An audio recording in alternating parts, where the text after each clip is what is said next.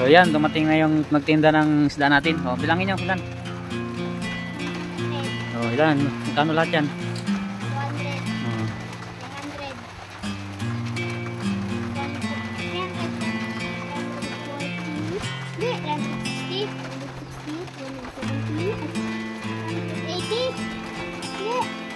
80 na yan, oh.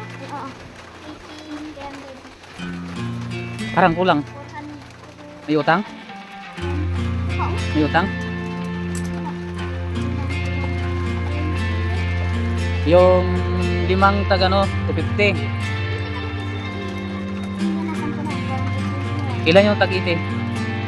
Yeah, dalawa? Huwag mo na isa-isahin. Yeah. Ilan yung tag-iti? Dalawa? Tatlo? Oh. Parang kulang yan. 250 yung lima.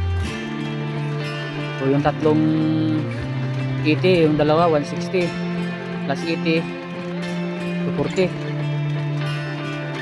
diba? So 40 plus 250 490. May 400 yan? 490 dapat. Ilangin mo.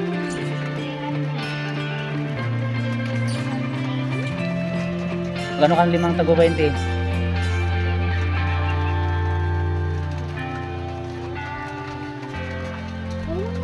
1, 2, 3, 4.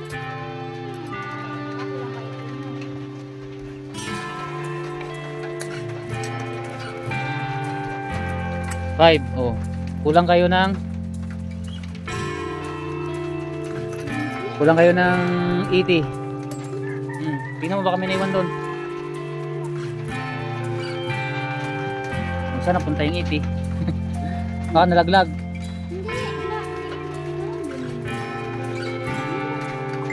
Baka yung 80 yung bayad, 50 ka lang.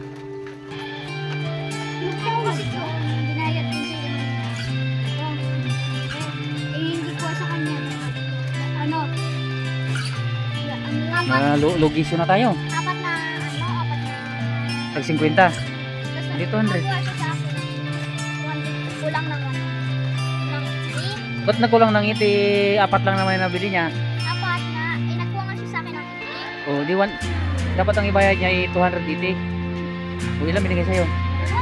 200 lang, kulang pa ng 80. paano ko lang yung kanina Sabi mo 200 lang naman yung binigay sa akin. Nalugi na kayo.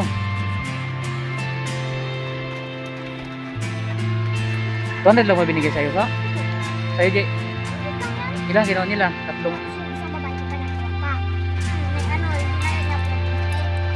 Oh, lugi kayo ng 80. 1 kilo ang nawala. Ay, ano yata to? 100 to eh. O yan, 100. Eh, bilang-bilang ko mo. Sabi na libre nila kami. Oo, yan na yan. Hindi ayaw, foreigner yan yung nag-libre. Foreigner naman yung nag-libre ng akin. O kulang kayo ng ano? 60.